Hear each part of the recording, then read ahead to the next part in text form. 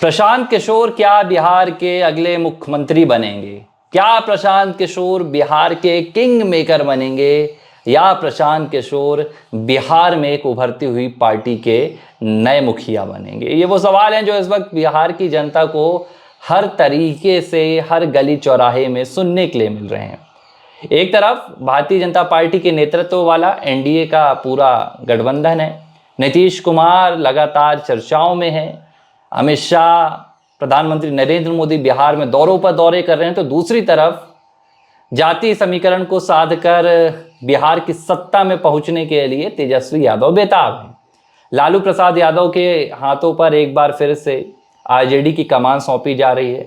औपचारिकता है लेकिन पूरी की जा रही है। जाहिर सी बात है कि Lalu Prasad Yadav OBC vote bank के सबसे बड़े चेहरे हैं, लेकिन भाजपा और आरजेडी की इस जंग के बीच जो अब तक दो तरफा जंग होती आई है, सीधी जंग होती आई है, एक नाम खूब उछाल मार रहा है, प्रशांत किशोर।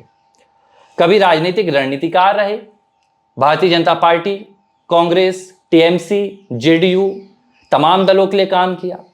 13 राज्यों में सरकार बनाने का दावा 2014 में कहते हैं कि प्रधानमंत्री नरेंद्र मोदी के कैंपेन में उन्होंने भाषण लिखे। ये दावे खुद प्रशांत किशोर करते हैं।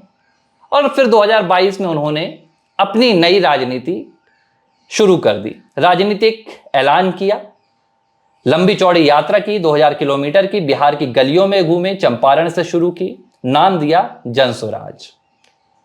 देखो, भाषण तो हमने भी लिखे कई राजनेताओं के लिए, लेकिन हम ये दावा नहीं करते हैं कि हम मुख्यमंत्री बन जाएंगे या राजनेता बन जाएंगे।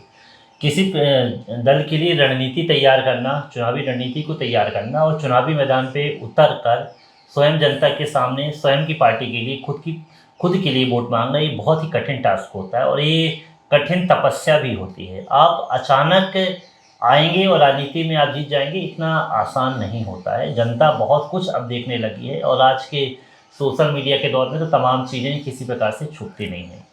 तो बिहार जैसे राज्य पे जहाँ पर कि जाति का पूरा बंधन और चक्रव्यूह चलता है, उसमें पांडे जी है ना, पांडे जी हमारे, क्योंकि पांडे जी का इसलिए मैं बोल रहा हूँ कि ये पांडे जी छुपा के तो बैठे हैं तो ब्राह्मण देवता, लेकिन नाम कभी नहीं लिखते हैं, प्रशांत किशोर, इस तरह से इनकी बातें निकल कर सामने आती हैं। तो अब ये क्या करेंगे, कैसे करेंगे, ये दूसरी बात है कि चाहत तो इनकी बहुत लंबे अरसे से है, संपर्क करना, जनता के बीच में जाना, अपने लोगों को इकट्ठा करना, उनके सामने अपनी बात करना, ये तो बातें हमने बहुत पहले शुरू कर दी थी।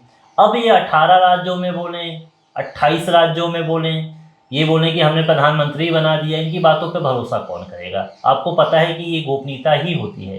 किसी पार्टी के लिए कोई रणनीति तैयार करता है तो कोई ये भी आप जानते हैं कि सामने आके बोलता नहीं है कि नहीं हम इनकी रणनीति की वजह से जीते। ये तो एक वो किराए पे लिया गया आपका दिमाग होता है। मैं तो ऐसा बोलता हूँ कि आपके पास दिमाग है तो आप कहते हो कि हम इस दिमाग से आप चलोगे, लेकिन देखो ओवरऑल जो चेहरे सामने होते हैं, वो जो करते हैं, उनकी जो एक्टिविटी होती है वही महत्वपूर्ण होता है। क्योंकि अगर रणनीतिकार के सहारे ही चुनाव जीते जाते तो भी कोई भी जो उद्योगपति हो पैसा लगाता, रणनीति तैयार करता और चुनाव जीत के प्रधानमंत्री मुख्यमंत्री बन जाता।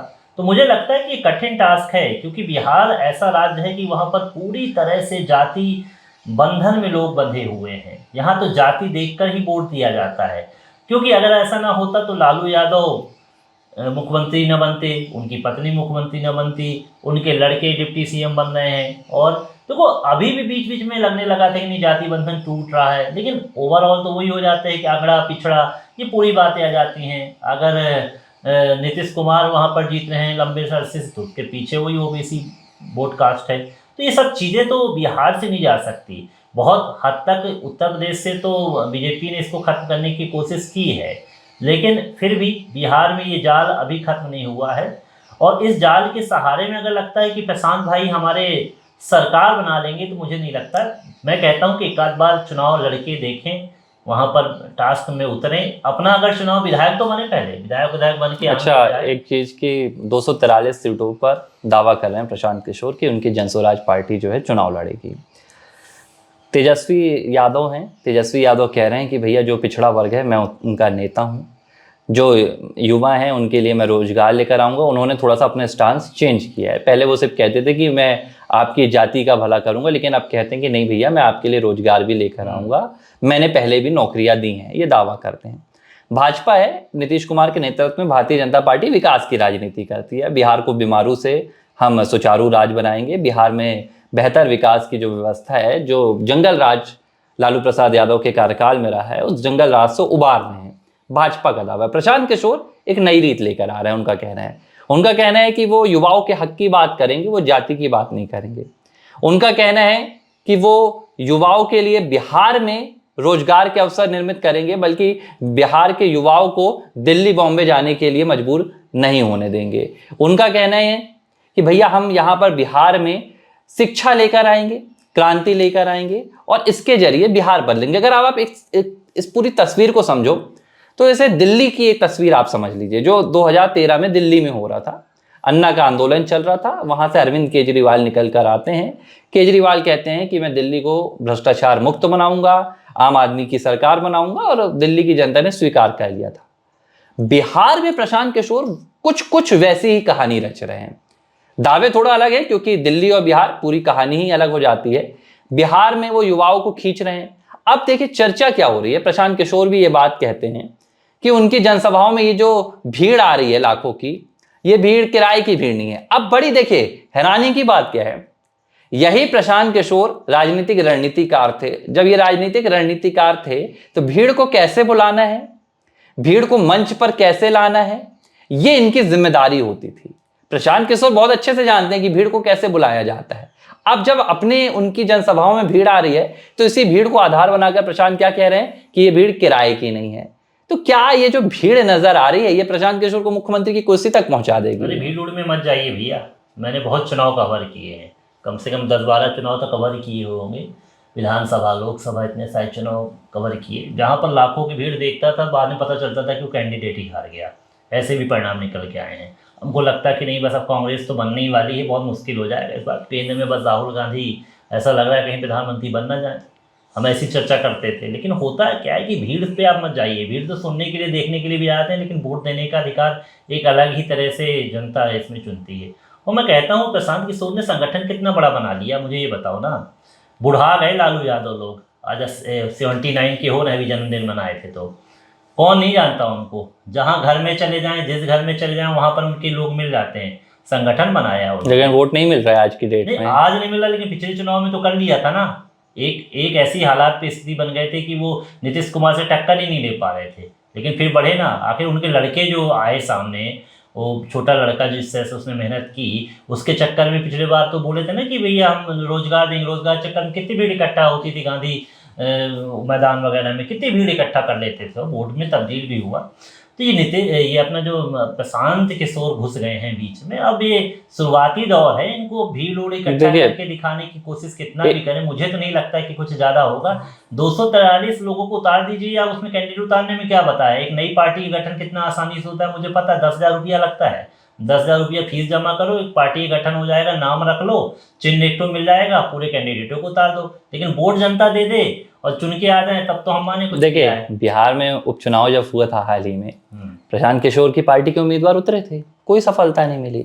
अच्छा आप एक बात समझिए कि प्रशांत किशोर को लगता क्या है।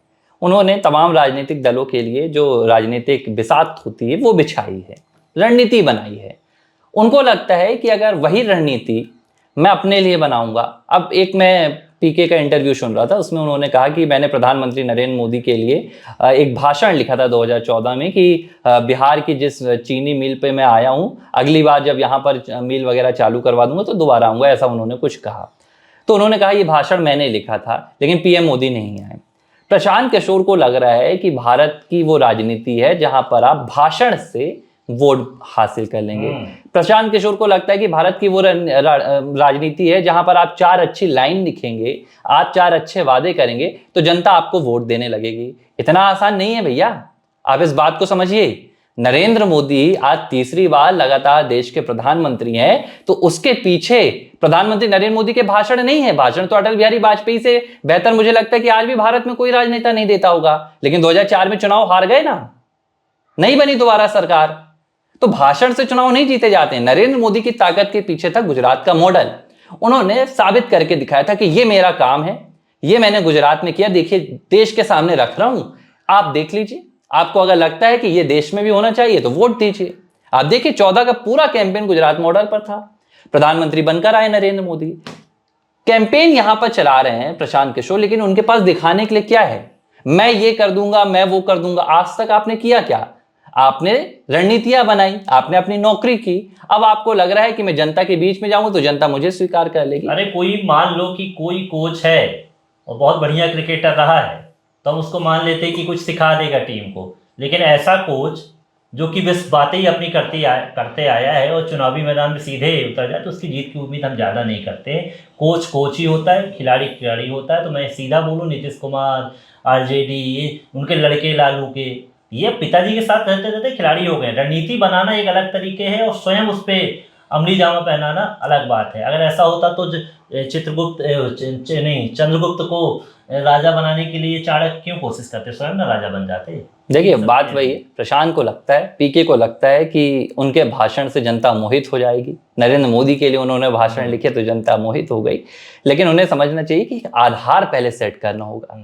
करीब 5 से 7 साल उन्हें बिहार में काम करना होगा, जनता के मुद्दों को उठाना होगा, तब कहीं उनकी राजनीतिक शुरुआत होगी। लेकिन अभी तो मुख्यमंत्री की कुर्सी मुझे लगता है कि तेजस्वी यादव के लिए कोसों दूर नजर आ रही है, तो प्रशांत किशोर तो वहां पर कहीं भी नजर नहीं आते। ABC हिंदी न्यूज, आज ही जुड़िए हर खबर के साथ